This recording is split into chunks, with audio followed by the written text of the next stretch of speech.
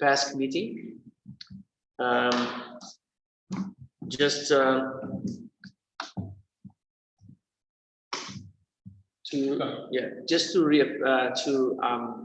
reaffirm our satisfaction to be here and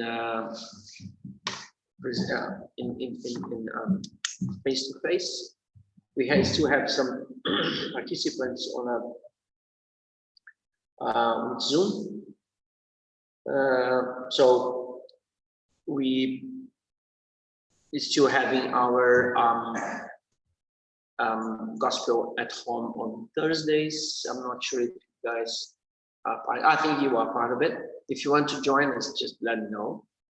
It's a gospel at home where we do on Thursdays, so from 9 o'clock. So we send notifications from 8:30 and 8:45, 5 to 9, and then 9 o'clock. And then we start doing this. Each person in its own home, its own residence, and just join together in this in a say linked or current of participants. So today I'm going to do a presentation on rigidity.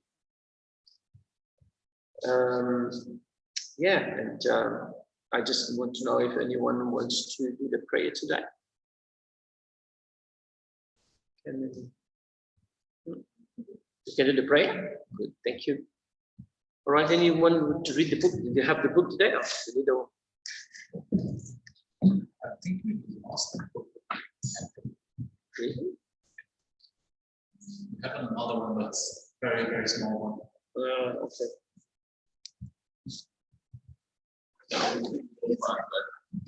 We skipped the book? Yes. We skip the book then. Just put it back in my. All right. Okay, so thank you for. Today we need together.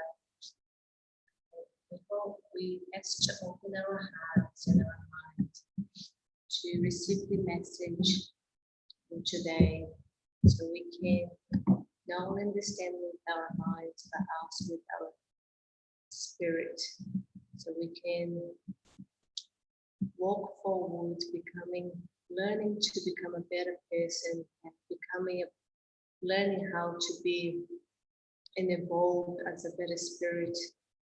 We are grateful to have people like in the past teaching us, supporting our growth, for us to have this current of energy, helping each other to evolve and to heal in many ways our soul, and with love, with God. Amen. So, what I'm going to talk today, I'm going to discuss with you, have a chat. It's about rigidity. If I get my voice low, just scream again.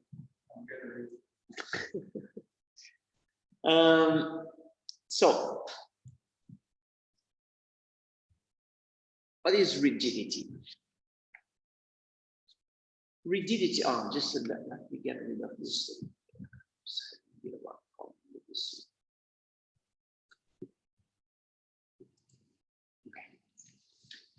I cannot see. Just to tell you, I cannot see the people in the. I just look at them. So I'm going to make a gesture. So rigidity, from the psychological point of view, okay, has a tendency to be the result of our exposure to socialization, to the socialization process, which is it's very big on unquestionable obedience to authorities, particularly for parents, for example, for our teachers, any kind of authority, but mainly, and perhaps most importantly, on the emphasis of power and obedience, as opposed to reasoning, discussion, explanation, and dialogue. So we know that civilization would be impossible without rules. And so the problem is not the concept of rules, or the auxiliary verb should, you should do this, should that. It's not that. The problem is how we make proper use of it. Okay, so it's about the issue is the obligation that sometimes we follow without a proper reflection about it. Usually, so we have our beliefs. So we sit in that belief and think, well, that's it.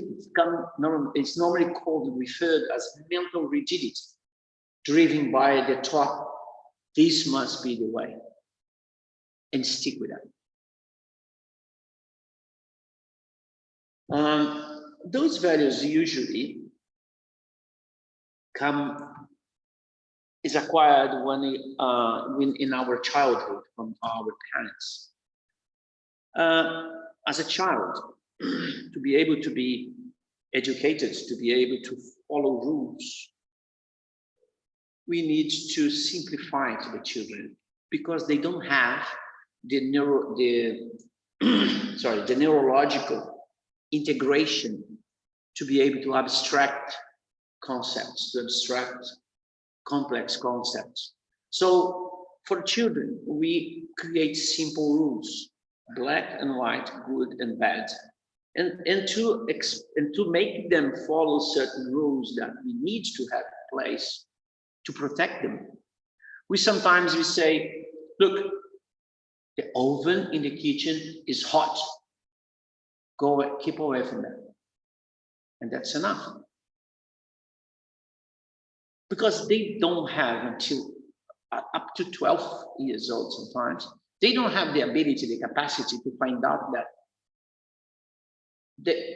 the oven is in fact not hot. It's certain parts of the oven in certain conditions, but they're not able to understand at 5 years old. Okay, so we recreate to them those simple concepts and say, you do it. So those notions generate rigid and simplistic norms, right, wrong, no middle term, no attenuation, no aggravation, concrete facts, infallible, unarguable, that we impose to ourselves and sometimes to the others. I'm talking about when from that childhood we proceed in our life, but certain concepts remain, particularly, and I give an example, on the religion area. How many of us here has learned when I was a kid that we should not do this because God don't like it? And if we keep with that simple moral and simple principles, and this is sometimes the seed of the rigidity of follow a simple concept and keep on that way.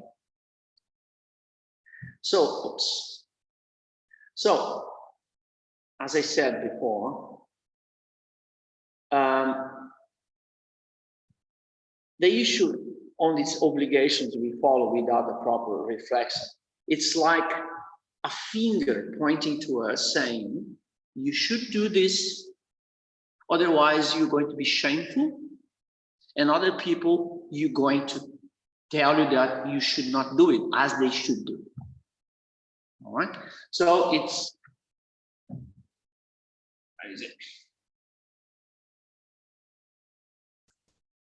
There are rules to obey and consequences to pay. The people at home is seeing that. Okay.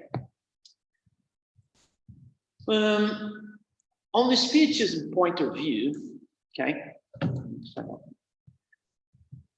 this is about all inflexible behavior, attitudes, or sometimes exaggeration of an individual reflects the level of spiritual maturity. Okay. It's interesting that this brings us to the development of justice. It's quite interesting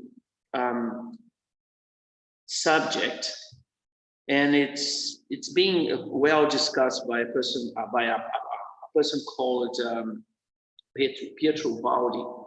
He discusses and shows us how justice evolved from time to time. So at the beginning, okay, justice was the law of the strongest. Who was the strongest had the right to be ruling. As time goes by and the dominated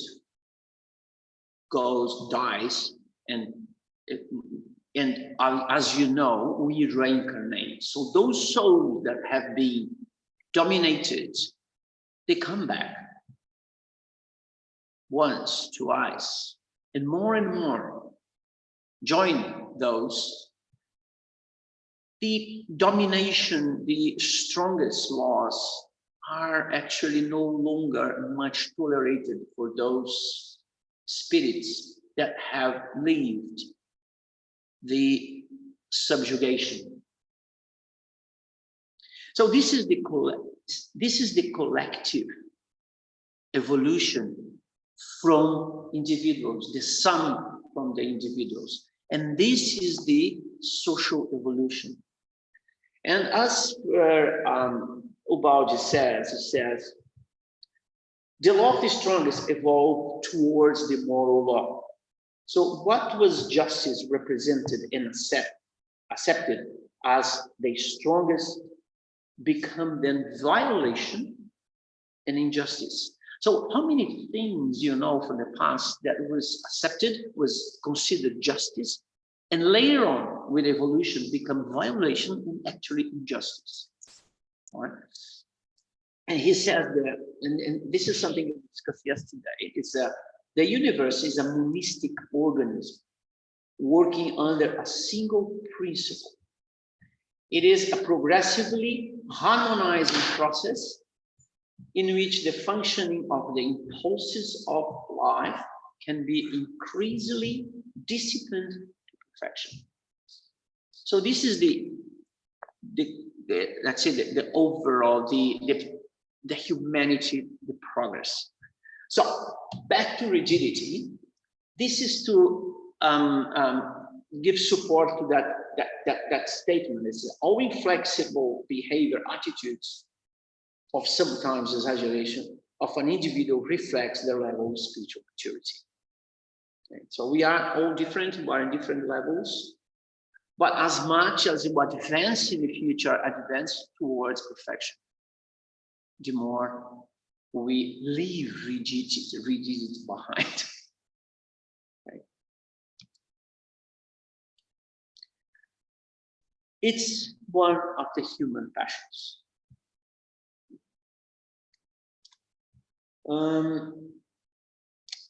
Question. Do you have is there any advantage of rigidity? Any positive side of that? See, someone from home is saying something. Anyone there? What would be the advantage of rigidity? Yes, of course. Oh, just 1 second. It's a shame not having sound.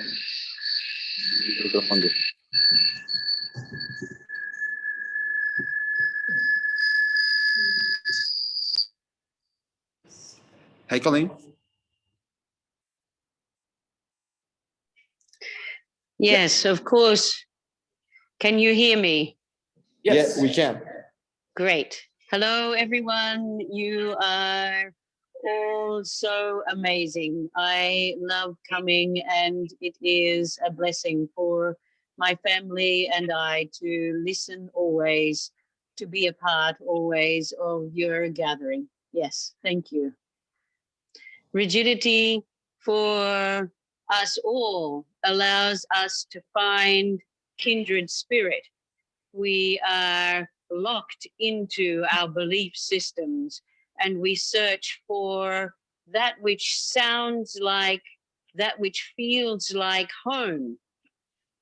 And we lock ourselves into that because we feel accepted.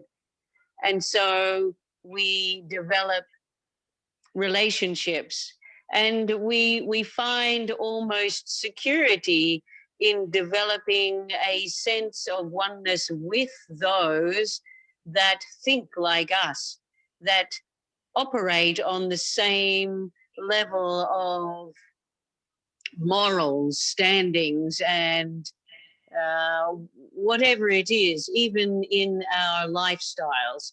And we develop ideas of them and us. And in making that distinction, we uplift ourselves in feeling like we are where we need to be because we have others to support us. So in this way, it feels like an advantage because we develop community from these rigid attachments. It is, rigidity is another word for attachment. And it is this that allows us to progress in our formulated way, how we feel like we have a purpose, like we are one of a crowd, and so there is justification for why we live the way we do. Yes, yes. But in essence, of course, these attachments drag us down. And as Jachson loves to speak, as always, about the need for us to release the need to bind ourselves to such attachments, because we don't do ourselves any favors by shutting our minds and our bodies and our thoughts and our hearts to others that are placed before us to teach, to show, to share, to strengthen, to broaden, to open our minds and our hearts. Yes, yes. thanks. Yeah. All right. Thanks, Colleen. It's very good. Yeah, it's sort of in the same line that I was about to say. So the advantage, yes, we need rules. So norms and rules are necessary because they orient and simplify our life. So everybody agree that there is acceptable and there is unacceptable behavior. There is a difference between what's called right and wrong. Although some people may not agree where the limits, about the limits. And some people say what is right, but in fact don't do it. So they don't take from the ethical to the practical. But as I said before, civilization would be impossible if things like murder, stealing, perjury, violence was considered just banalities. If people did not accept social rules, obviously rules are not required for us to live, are required for us to live harmoniously as a society. and taken seriously for mutual benefit. Even criminals have the rules. So rules are necessary. Rules are okay. And commitment with rules are also okay. It's part of being civilized. As I said before, the problem with is some take the concept of rules very rigidly. And many of them try to impose their, oops.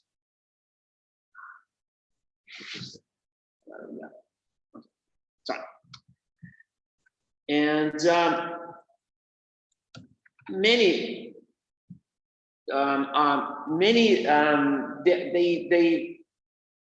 they take the concept, they create new rules and try to impose those rules on others. They're arbitrary rules. They misuse the concept of rules and duties, right and wrong. So rules are example of good rules, and then the rules that, let's say, lived out by their purpose and then became misused was, for example, Moses. When Moses created those rules and used God as the authority for those to follow it, he was putting those rules in benefit of the people, because the people didn't have the maturity enough to understand those rules. So authority was used for that. However, then later on, the ones called the people of the laws, the scribes, I think, scribes,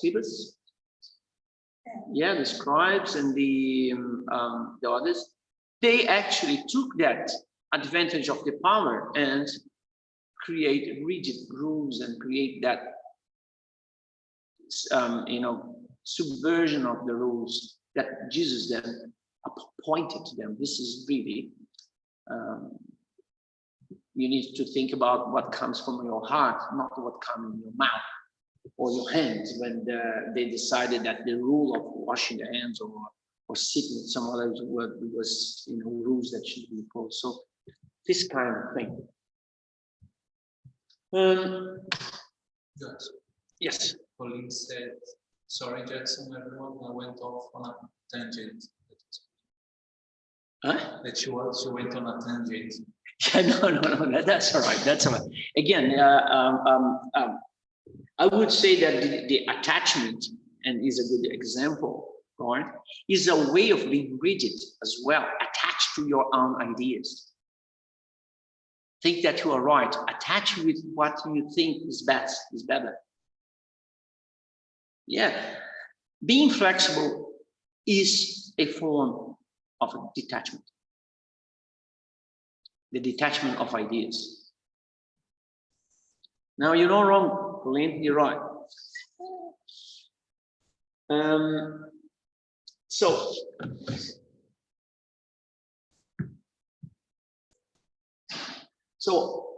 how it presents. And there you go. Presents, Colleen, for you as a stubbornness, obstinate attachment to your own ideas and principles. So it's as I just said, it's a blind attachment to your own ideas, tastes, and styles. Always right. But they can teach you that you save the world. They believe they never contravene. I mean, us, sometimes we are this way. We think we can save the world. We think we can teach everybody. Our ideas are the best. We are right. So those are the stubbornness.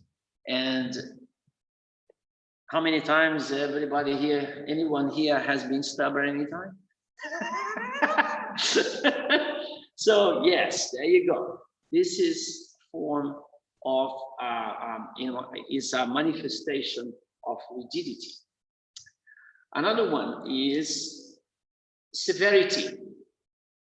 And as parents, sometimes As teachers, we exceed rigidity and severity.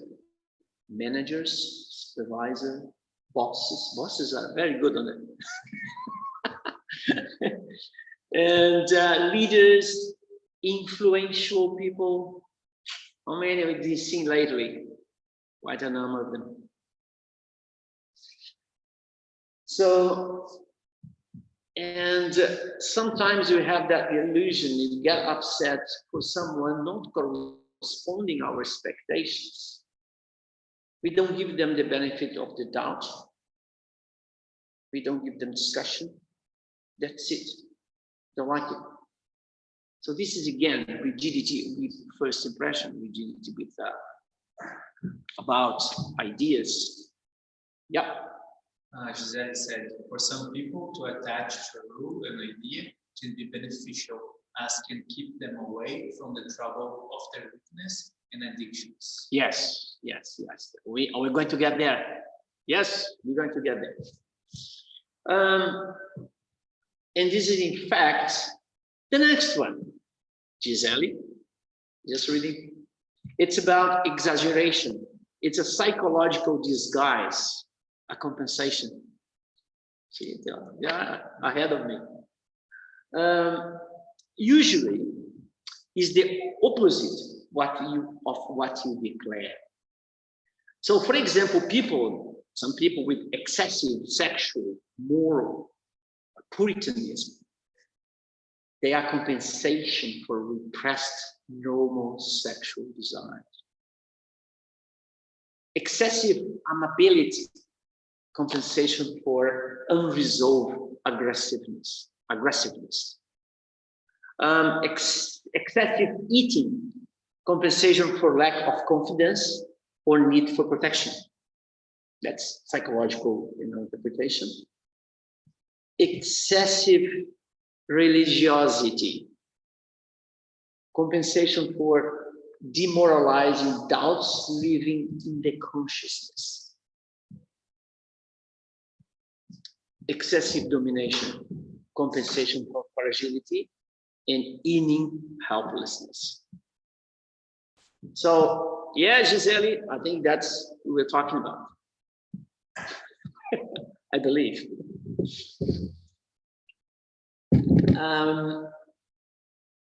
So, right and wrong as a centric subject. Whose errors? Someone decided it's right and wrong. Whose errors? Others, not ours. Many are fully concentrated in someone else's errors, not ours. So it's the ability of an individual to tolerate errors. Again, whose errors? Others, but not ours. We don't sometimes tolerate our own errors. Sorry, not the way around. To tolerate others, not ours, because ours you always tolerate. We always have excuses for us, and sometimes you don't even look at them. We just ignore them. And sometimes you don't even know them, because sometimes you don't know ourselves properly. We think we know. We look at ourselves in a way that everybody's going to disagree. And who is right? So errors are always unavoidable to whom wants to grow. Advance, mature. We are all prone to go through our life and evolution. This is even let's say, if long-term, I'm going to say long-term towards the infinite, we are going to grow.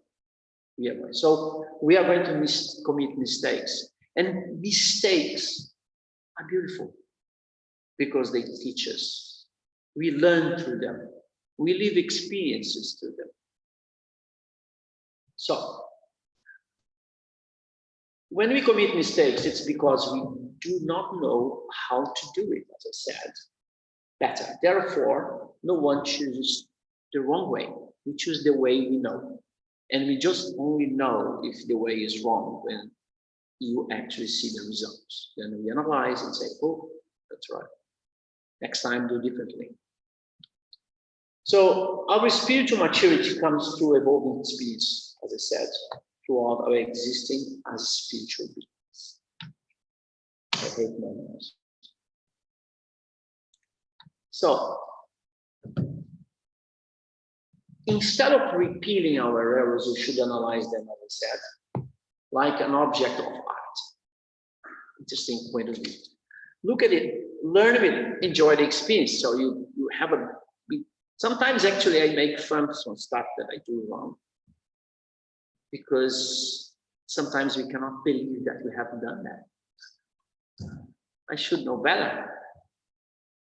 And yeah. So we should act with austerity and make a choice in a certain occasion. Then later, with new experience, we will do this differently in accordance with the new understanding. The concept of good, which some people doesn't agree, but anyway, expands according to our spiritual evolution. For example,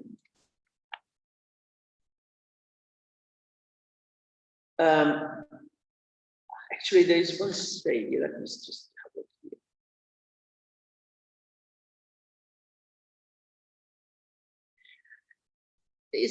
There's something says that there is no concept. Huh? There is no concept that's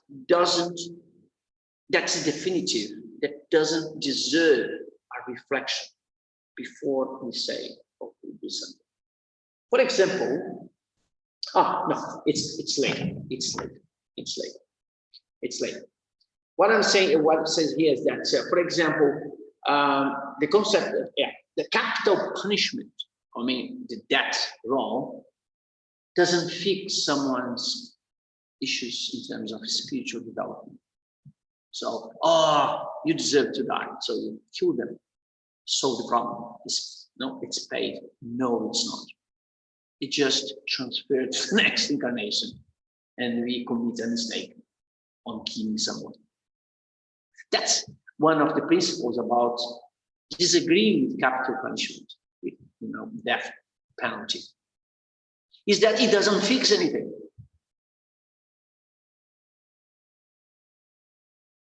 We actually take the chance of that person to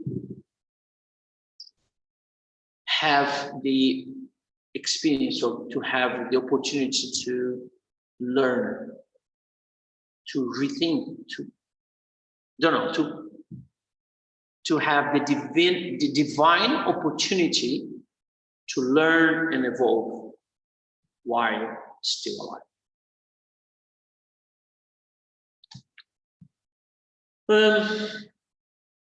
Then accept the changes and variations of the right and wrong. Just a minute. Yeah.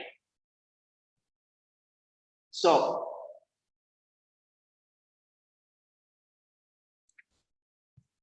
right and wrong varies according to the time, from place to place, from different religions, from different phases of our lives, our life. It's basically the same, more complex and flexible. For example, raise kids.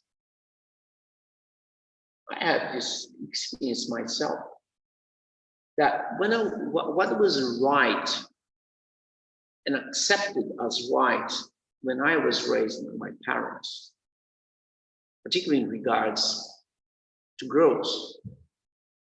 When I raised my daughters, it was no longer.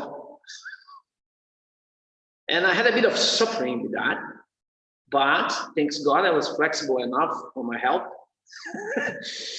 to change So what was wrong before is not that wrong now, or was not. It's something to think about. It's something to have a different attitude in regards to it. So we need to accept changes and variations on the right and wrong. And this is not being rigid, this is being flexible.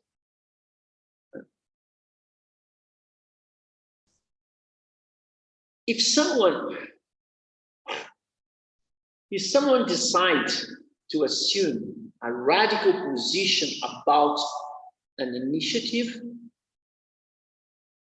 about something, an initiative, what this person is considered new. Two ways.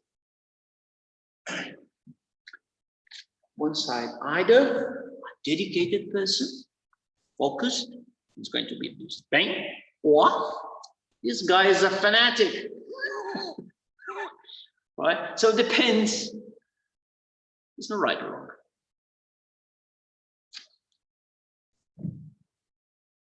And believe that there is one way only of doing the things right, may cause unnecessary pain.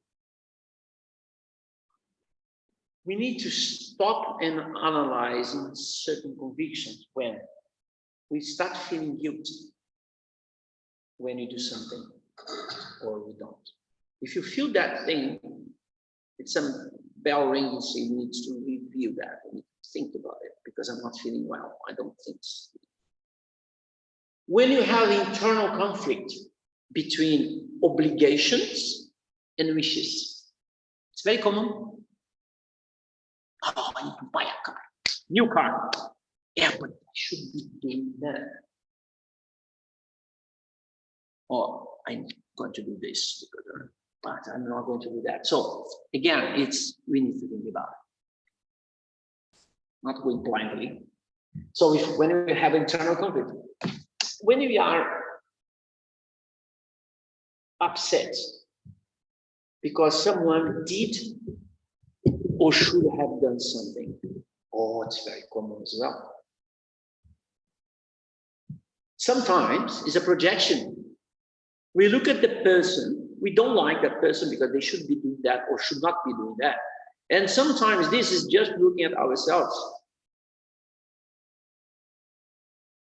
Or maybe we need to think about the reasons why the person is doing or not doing something. Replace obligations, prohibition by advisable, non-advisable. So instead of saying obliged, prohibited, advisable, not advisable. Or better, worse, instead of right, wrong. It's higher the range of choices within our ability to do it. It's not just do that or that. No, there's lots of tones of gray between black and white. So there is not, that's what I was about to say. There is not such powerful obligation. It's important. There is not such powerful obligation that cannot be subject of some reflection. None. I give an example. The law says, do not kill. If you know that someone kills someone, you go blindly straight away say guilty. Do you?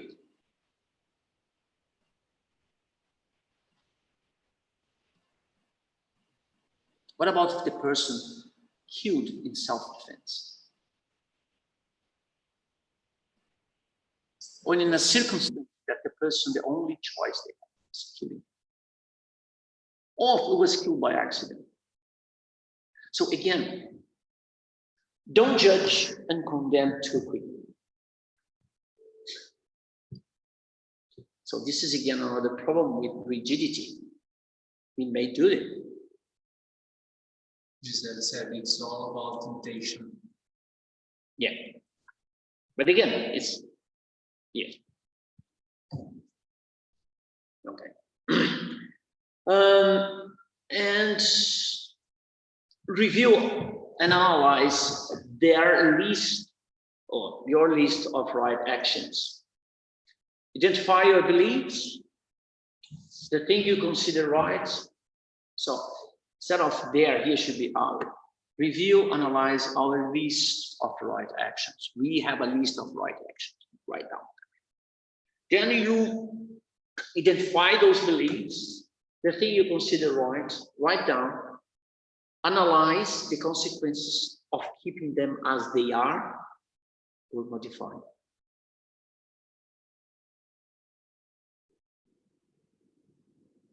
Restaurant.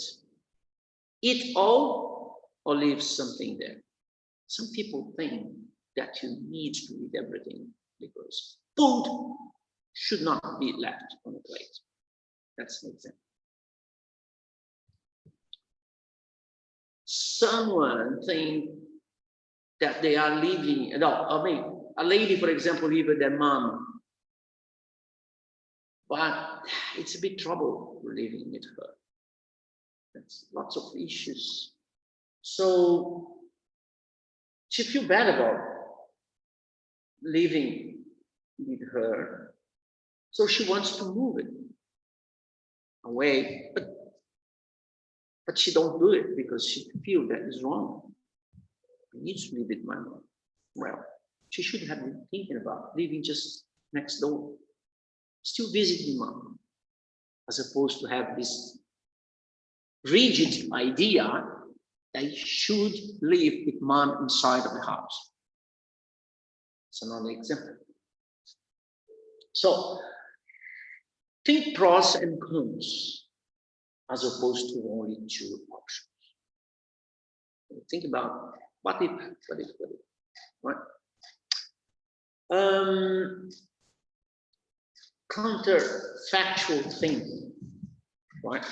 This is about, an example is, there are certain good sport programs, sport shows in the TV or radio that, I put it here, we call Sala de Redação. There is one in Brazil called Sala de Redação, or yeah, the journalists and professionals of the sport, they comment about a game, a football game, right? And they discuss there what the players, the referee should have done. What would be the result if they have done this differently, right? What would happen if that pass, if he didn't play or put the right pass, and the other one got it, and then it would be a goal, it would be a winner. If the team wins, then it's good, or the referee that didn't allow it something. It's actually fun because we do projections, you love that. However, in life, sometimes this is not fun. We start thinking about what we have done wrong and what should have been. And then we start, thinking about what I've lost. Oh my God, I didn't do something. So insisting rethinking past errors, like married too early or with the wrong person. I don't think about that, otherwise my health will be suffering. Or, for example, someone betrayed me or didn't do what I expected. Oh my God, and thinking those things. So we start analyzing irreversible errors in a what-if situation, and get flooded with unhealthy feelings of remorse, resentment, guilt.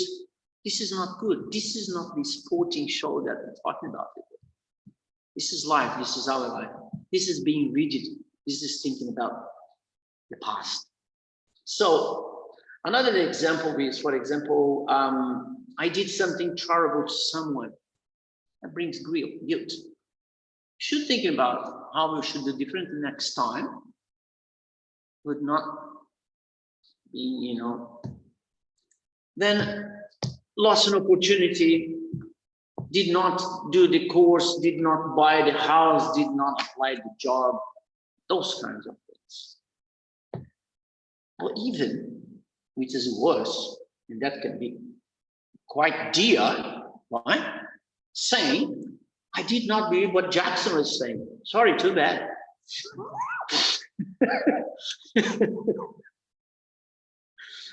All right, so the lesson there is we cannot modify the past. Let's move on. Let's not be rigid in this kind of self-judgment, self-criticism.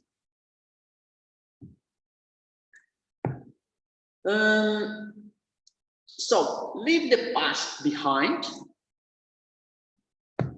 learn with the past, bury it dead, and go on with your life wiser.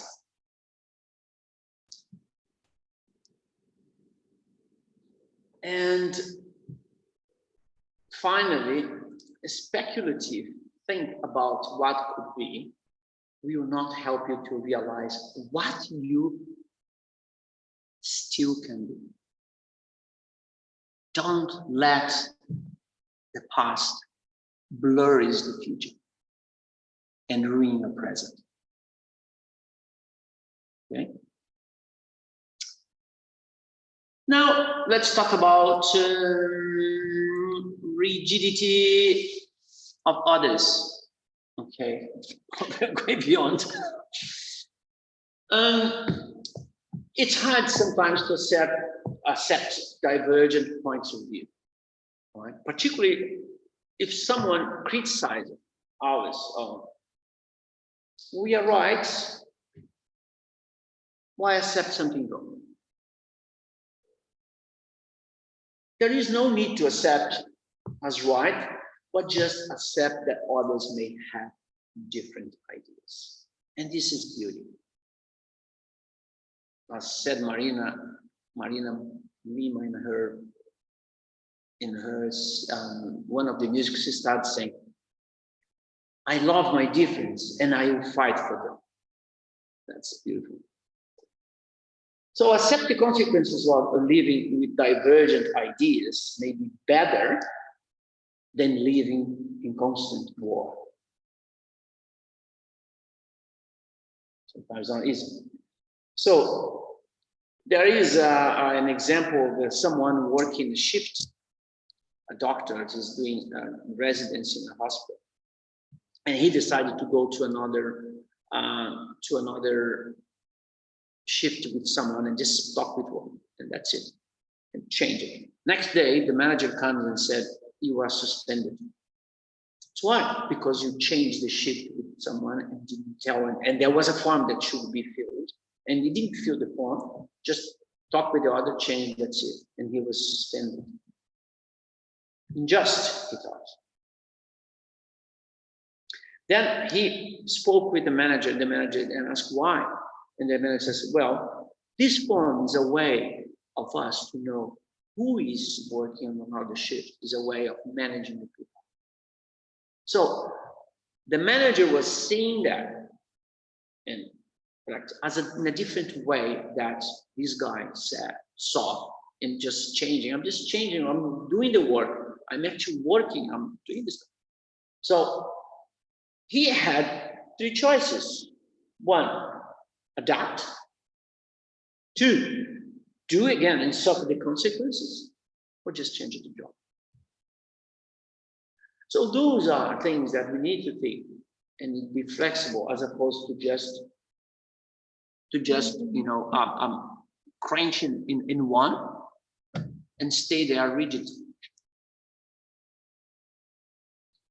So another thing is around different religions. I have a nephew. He's evangelic, and we sometimes discuss different points of view, and we have a quite nice discussion most of the time.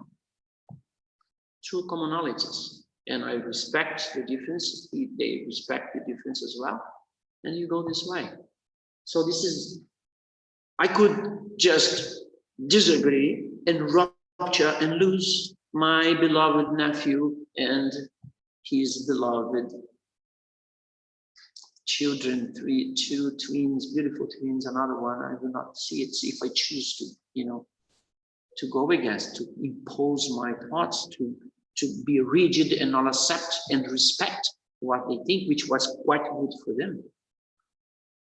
So that's another aspect of rigidity. So we need to accept people have different concepts, mind, way, alternatives. And this may end up in mutual understanding. So accept the consequences of living with divergent ideas may be better than living constant war. Flexibility. So consider options in diversification. Diversification of opinions, concepts, attitudes, harvesting the progress along the way, expanding our vision, developing our spirit. So you need to change your pattern of limiting thinking, open mind, and consider alternatives. Okay. Avoid exaggerated predilections. So, for example, someone that they use it for profiting. So you find a useful way of making profit. If you exaggerate, you become a greedy person. Want more and more and more and more, right? Affection, valuable. So what happens if you exaggerate in affection, Colleen? The result is attachment. So exaggeration in religion, evolution. What do you become? Fanatical. Exaggeration in house necessities become futility. And in leisure and healthy become laziness. So everything in its own, in let's say, in the right proportion. I don't, the word it's not here, but then, yeah, in the right dose, it's healthy. Exaggeration causes problem. And keep your personality intact. Okay, fighting rigidity doesn't mean that you need to corrupt your personality. You do need to accept things that you don't agree. So be flexible doesn't mean losing personality or being volatile, but accessible to the understanding of person and things. Right?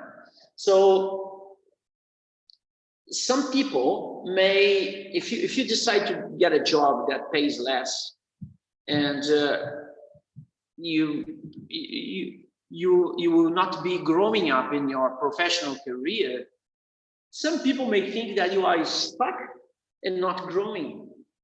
As always, someone should be growing and never go back, all right? No, we don't need to do it. If you want and if you think that is right for you to go in that path, yes, you go. And don't care about others, okay? Because this is what you thought you got the pros and cons in you, what others think may not really be applicable for you. So This means promoting your mental health.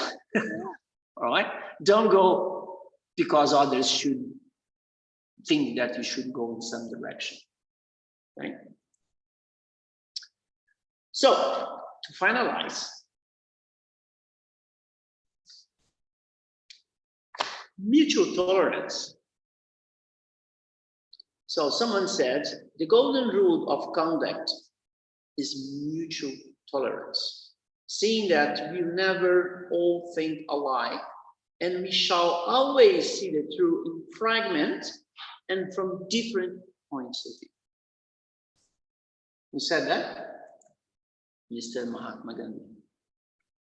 It's a beautiful phrase. Okay, so with this, I conclude my presentation. I just want to know if anyone wants anything, say anything.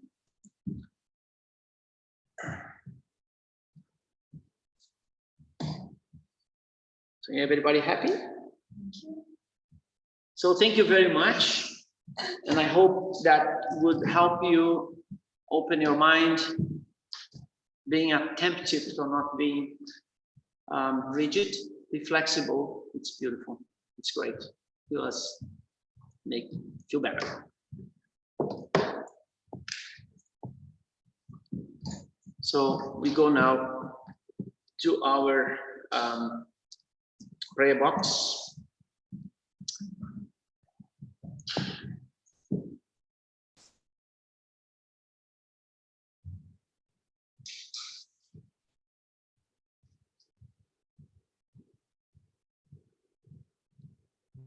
I ask now everybody to calm down your mind.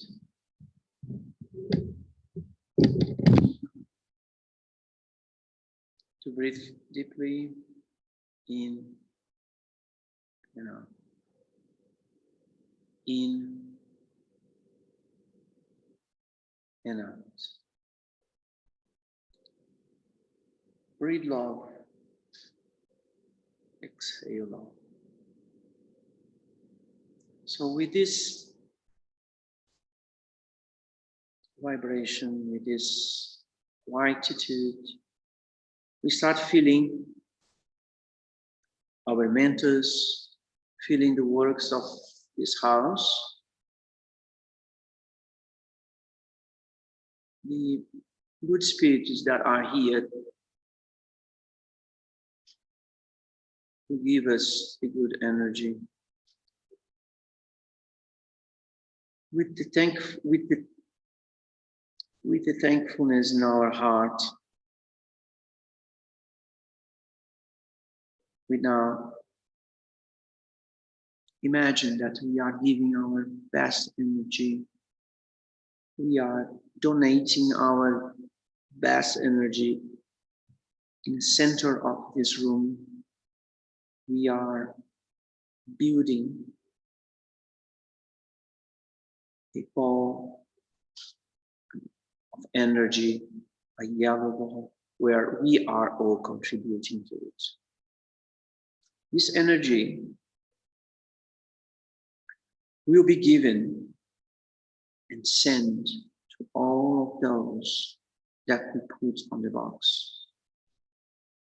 Our willing to give them the best, our wishes, our love to them is inside of energy we are giving to the workers of the spiritual workers of this house, to take to those, to take to them what they need, what will make them better, what will make them relief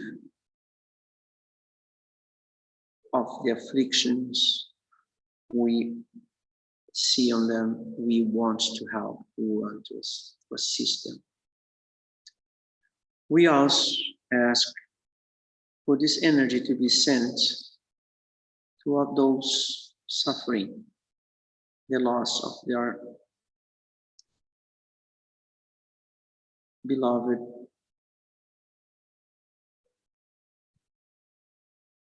relatives, friends with this pandemic all over the world.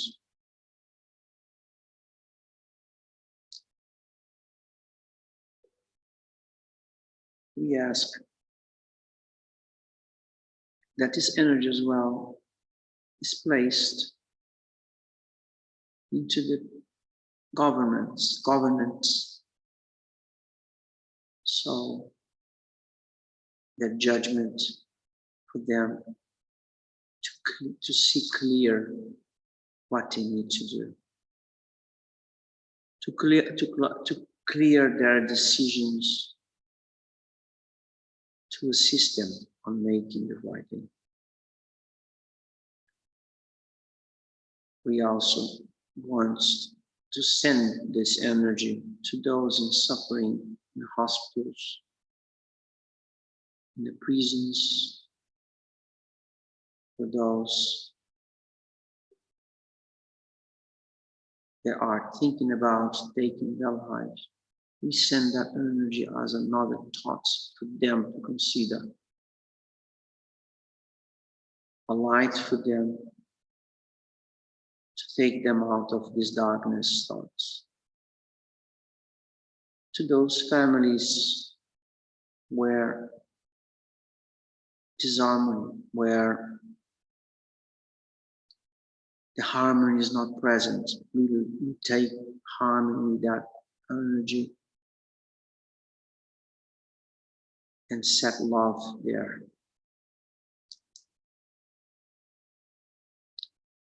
So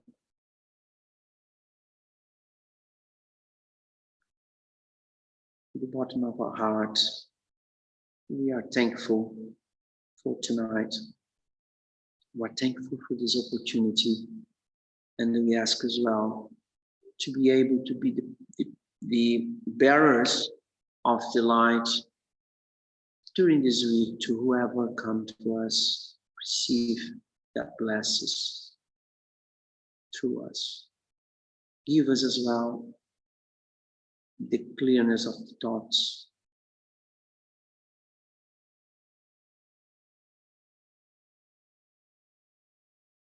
And God, we are so thankful for the opportunity we are having.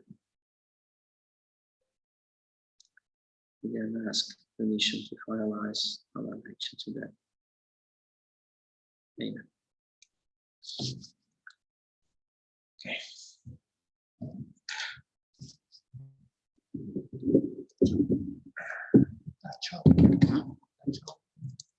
See you guys. Bye-bye. Have a nice week. I'll see you in a couple of months. All right.